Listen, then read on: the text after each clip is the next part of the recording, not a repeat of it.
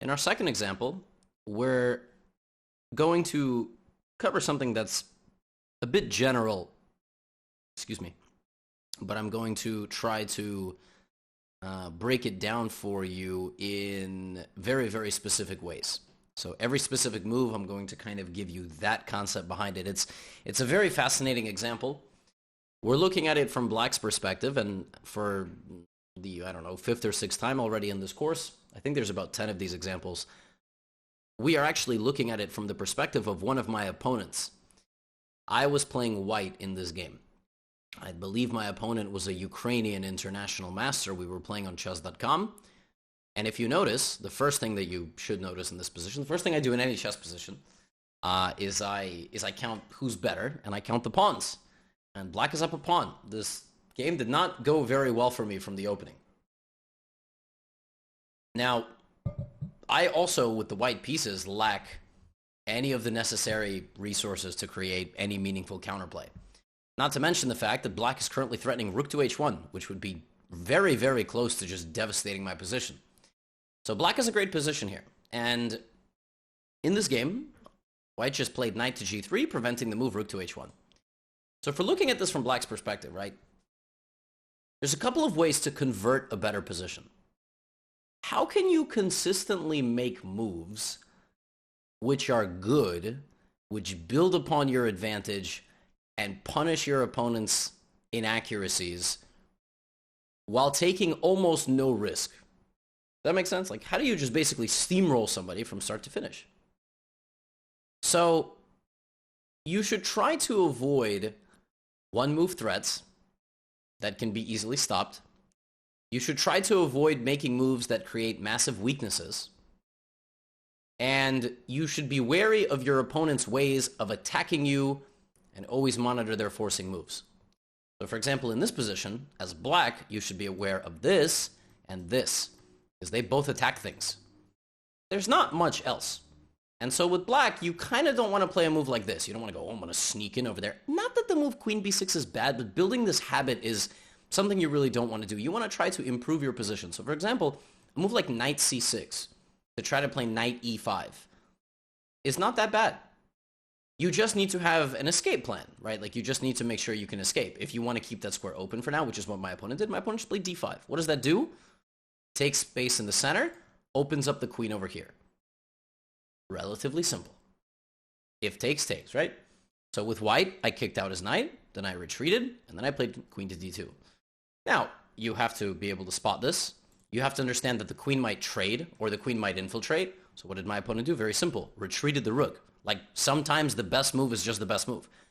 Now here with White, I could have done a couple of things. I could have brought my rook. I could have, you know, again, it doesn't really matter because we're trying to convert the winning position. We don't exactly care what our opponent does. But now our opponent plays queen f4. So an interesting situation. Offering a queen trade. If we decline the queen trade, this is a problem, right? Well, if you scan the position, you go, well, you know, again, I can try to go over here, but I'm also just up material. So why not just trade the queens? When the knight arrives on that square, you have to say, what does it do to the position? It attacks this pawn. Now, White is threatening to win this pawn. So what can Black do? Black can move this pawn forward or capture. Black can maybe throw in an attack on the knight so that the knight itself cannot capture. There's a couple of options. Personally, with Black, I would prefer the move d4. I think that's the best move. Why is this the best move? Because you effortlessly improve your position. Your knight can now go here or there if White takes. You don't create any more weaknesses, so both of these knights have no business here. The bishop is pretty blocked. I like the move d4.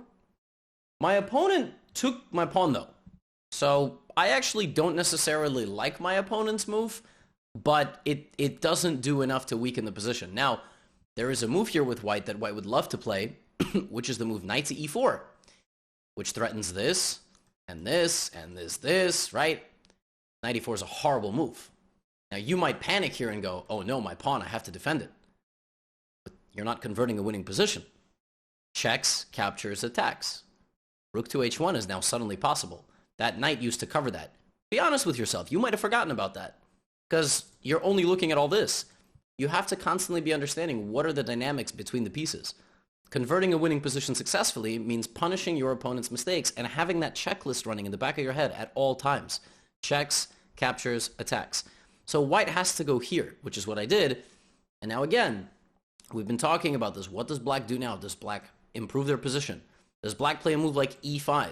I don't like e5 because e5 creates a weakness and grants the knight access to that square. There's no need to do that, right? So black in this position played knight e5.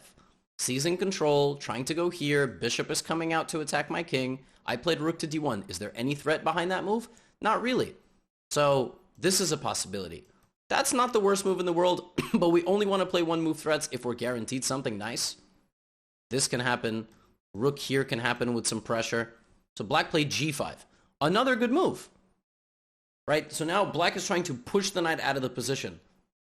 I decided to go here to plug the rook and the knight. My opponent realized there's still no threats, so played bishop c6. Just a slow improving move. In fact, not even an improving move. This knight is protecting that and that. That knight is actually a little bit overloaded.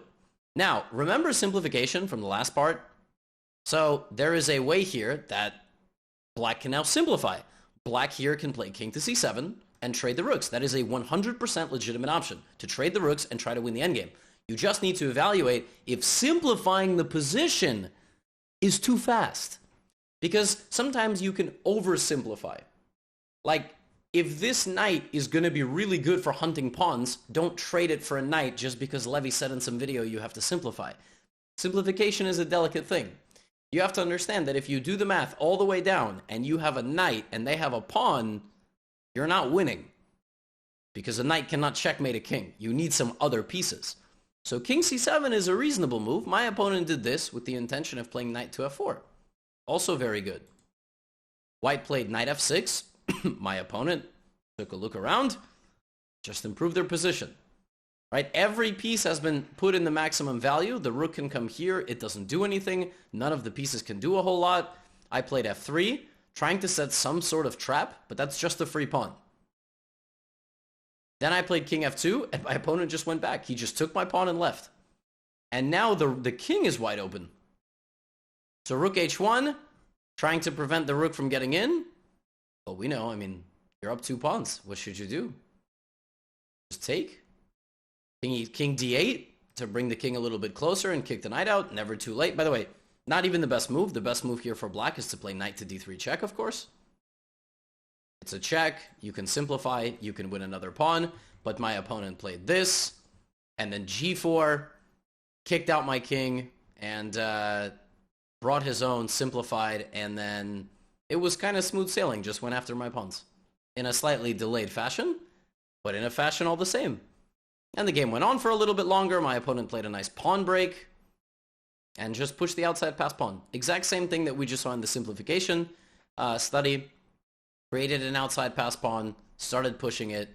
And I had no chance. I mean, the pawn just made it all the way down. I was ill-equipped to defend. And I ended up resigning. So this game was super smooth. Just up a pawn. Constantly monitoring what the opponent can do to you. What they can do to you. And what they currently are doing to you. Not playing any move that creates too many weaknesses. Not playing any move that doesn't have an idea beyond a one-move threat. If it's a one-move threat that doesn't really weaken your position, it's obviously worth pursuing. If it improves the position of some of your pieces, and long-term you can create threats on your opponent, it's probably a good thing as well. But this was just a very, very smooth game from start to finish. Trading at the right moment, punishing mistakes at the right moment. Didn't quite find that fork at the end to win the pawn, but it was hopeless all the same, and it was a blitz game. So this is an example of simply overtaking an opponent and converting a better position, not necessarily in a decisive attacking way, but we will look at that in the very next study.